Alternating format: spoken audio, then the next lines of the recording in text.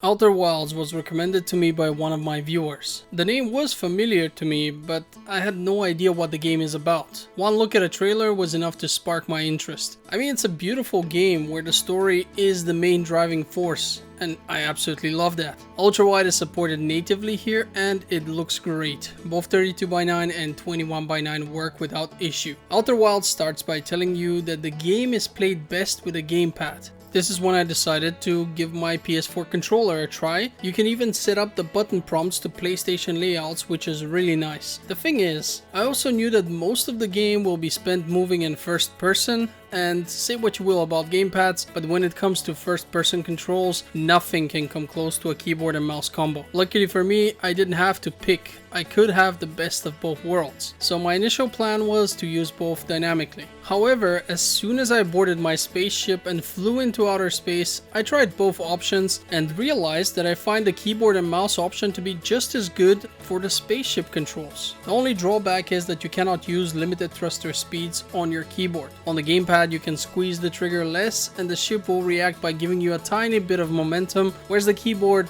every press is a full force request, even if just for a second. However, there is only one part of the game where this can be problematic, and I still managed to pass it without issue once I understood what the game wanted from me. So yes, there's a slight advantage during one section of the game if you play with a gamepad, but it is absolutely doable with a keyboard. I actually did it several times. So at the end of the day, I preferred just using my keyboard and mouse for this. I did not find it uncomfortable at all. I did not find it weird or tedious. And speaking of controls, we have to make one thing clear. Outer Wilds is a game which takes its physics very seriously. I've read online that a lot of people found the game difficult to control due to this, but I personally barely ever found myself annoyed because my ship would not go where I wanted to. I guess it's all a matter of getting used to. My personal advice for people playing this game on PC is ignore the instructions to use console controllers and try with mouse and keyboard. We are more used to it, so you may actually find those controls to be better for you. They definitely were for me. The game actually starts with us waking up next to a bonfire, and we quickly understand that we are alien creatures living in a whole different galaxy who have achieved spaceflight. Our protagonist is about to embark on his first exploration journey to the stars. I was quite surprised that not much is expected of us besides exploration of the surrounding celestial bodies.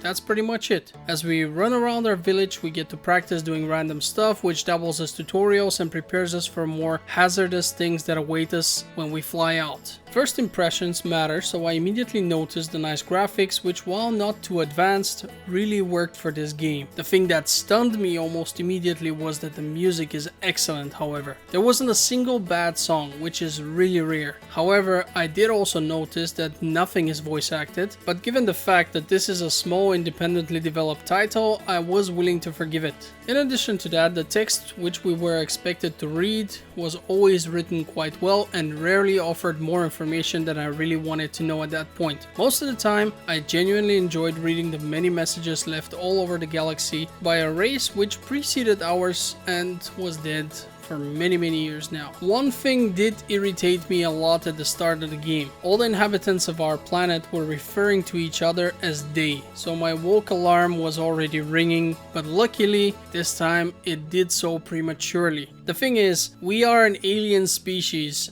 and in our case we seem to not have males or females. Our protagonist is some type of evolved fish in essence. Our predecessors, the Nomai, whose notes we find all over the place, and their structures and everything else pretty much, clearly did distinguish between the two sexes. So I am glad to say that this game is not woke at all. It also goes to show how irritated I have become with such things if I immediately jump to such conclusions. Anyway, our character goes to get his launch codes, and on the way there, we see a Nomai statue which suddenly interacts with us. At this point, it is unclear what just happened, but it is obvious that this was no random thing. Nevertheless, there's nothing we can do about it, so we ignore it and quickly go to our spaceship, only to realize that it's made of mostly wood. Since this is a video game, I just laughed it off and embarked on my first journey into space, but it was pretty weird. The first thing which impressed me was that there are no loading screens in this game besides the one that loads at the beginning when you start it.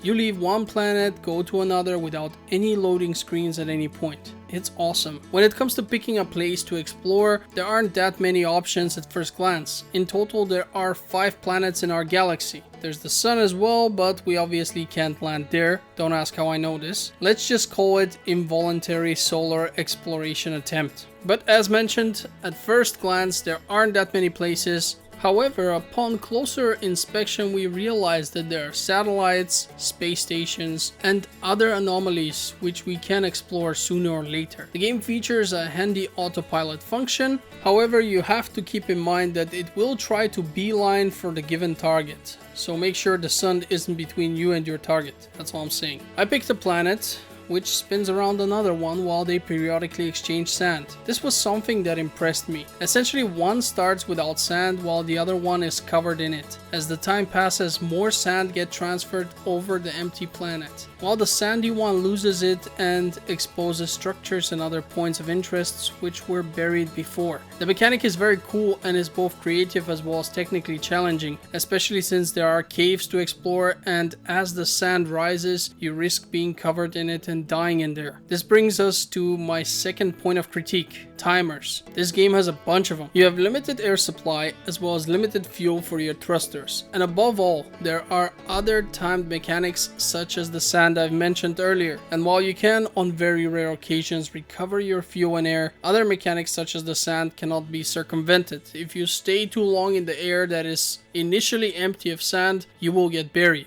If you want to explore the other planet, which is opposite, you have to wait for the sand to be transferred onto the lower planet. Or rather, there's no lower and upper because they're spinning around each other, but you get my point. So these things you have to consider. Sometimes you'll find yourself just sitting and waiting because you want to try something and time hasn't passed for the sand to move or something else. Because the sand is just one example of mechanics of this type which exist on almost all planets. This is where I would have loved to see some sort of option to pass time, so that I don't have to just look at my phone while waiting for some things to happen before I can do what I want to. Anyway, I land on the planet, find a cave, and begin exploring it. As soon as I go deeper and deeper, I realize that the sand underneath me is actually filling up the room. It's not just decorative. That realization comes too late, however. My entrance is already covered up, and seconds later I am crushed by the sand. This is where something interesting happens. The visions my character had when the statue of the Nomai interacted with him earlier seem to be here again. In fact, it looks like this time I'm seeing parts of everything I had done in reverse order, and when I wake up next to the bonfire right where I started, I realize that something is very interesting here. The thing is, my character seems to remember everything he's done, but he's back where he started. His death reversed. All of his actions actually reversed. Only the information kept. It's like he's gone back in time. This is when we realize that we are, in fact, in a time loop. We go out, explore, die, and then repeat the whole thing from the start. This, ladies and gentlemen, is the game's hook.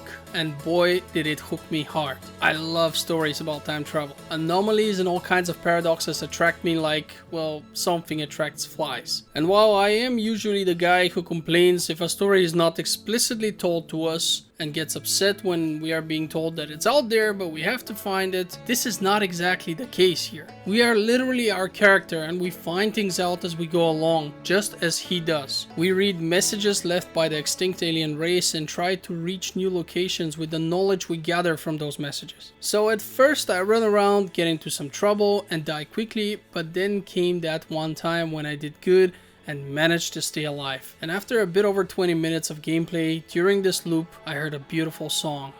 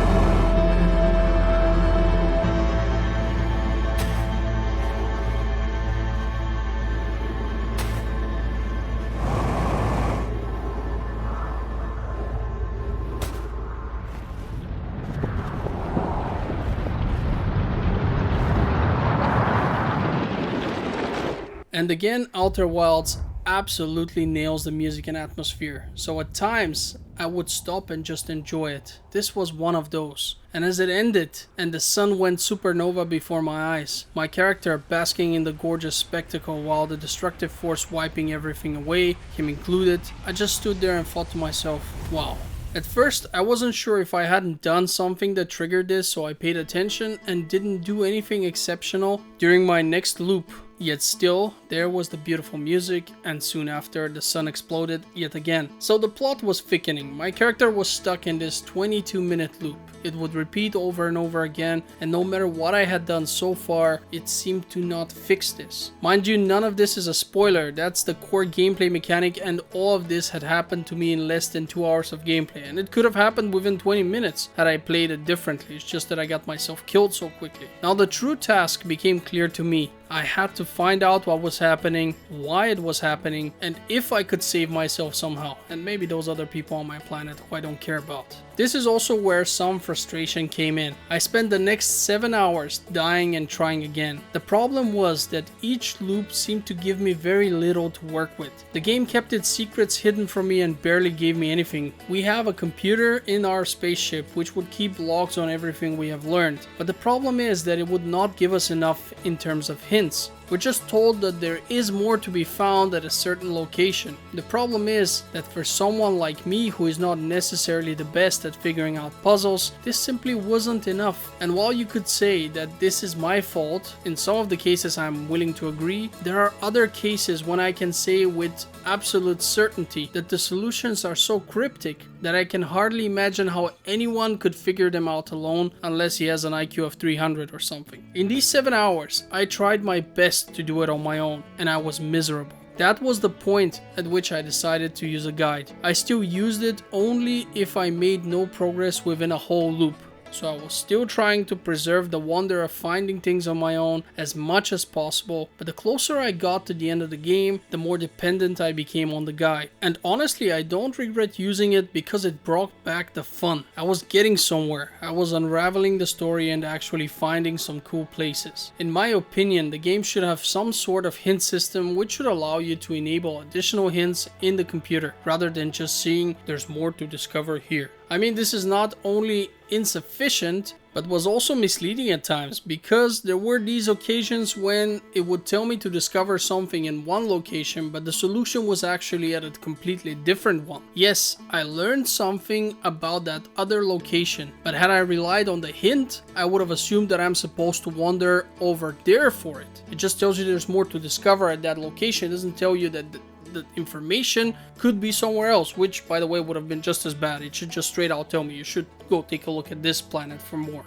or something. And again, I am well aware that this is likely my fault for not being good at solving such puzzles, but the game should generally account for it and offer me a plan B, because I checked the Steam reviews and saw that there are plenty of people who got way too frustrated and gave up, which honestly is a shame given how good this game is otherwise. There is something else I wish to complain about. In Outer Wilds, dying is a gameplay mechanic and there is no active penalty for it. Yes, the world resets, so if you've opened the door from the inside somewhere, you may have to do the whole difficult journey to get on that other side so that you can open it from the inside once more. And yes, you may have to wait for the world to change so that you can access something which is at first not accessible. These things are very annoying, but above all, I found the fact that we cannot skip the cutscene which plays as soon as we die to be the most egregious. Trust me, you are going to die a lot in this game, sometimes in very stupid and unexpected ways. The problem with frustration is that it makes us want to get to where we were fast, so we tend to not be as careful when we attempt to reach that spot, leading to even more premature deaths. And you will be looking at that cutscene every time, wondering why it was not made skippable after a certain point.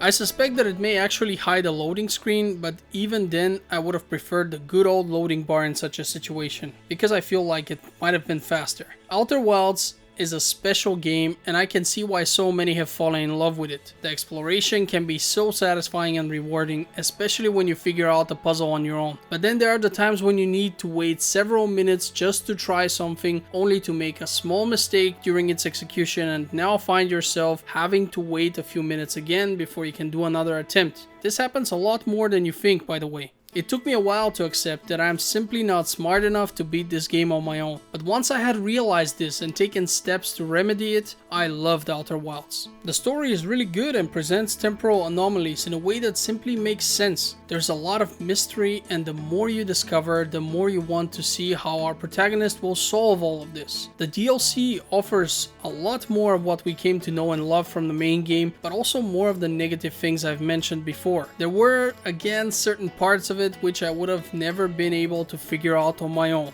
no matter how long I tried. Some stuff is simply very cryptic. Still, as I played it, it felt more like the expansions we used to get back in the day and less like the DLCs of today. There's a lot of content in it, and the devs have poured the same amount of love and attention to detail here as they have in the main game. Not only was it entertaining to me, but it actually expanded the game's lore in a meaningful way. So much so, in fact, that you even get new endings from it. Definitely a must play for anyone who enjoyed the main game. At the end of the day, Outer Wilds is not a game for everyone. Some people need more action. For those, this will simply be the wrong choice. But if you can find pleasure in exploration, if space travel appeals to you and science fiction is your thing, then this is a game I know you will enjoy. Just be aware of what it is and what it's not. Outer Wilds sure was an emotional roller coaster for me. I started super excited, then became frustrated for a while, and was then super excited again until the end. In hindsight, I'm really glad that I didn't just give up when I realized that I won't be able to beat it without external help, because I would have missed on an awesome game. With that having been said, I want to thank you for watching Game Filter. I hope this review has been informative and would love it if you left me a comment. I actually really appreciate the possibility to interact with my viewers. If you want to support me, you will find my Patreon link in the description of this video. Thank you for watching and have a great day. This is Nino signing out.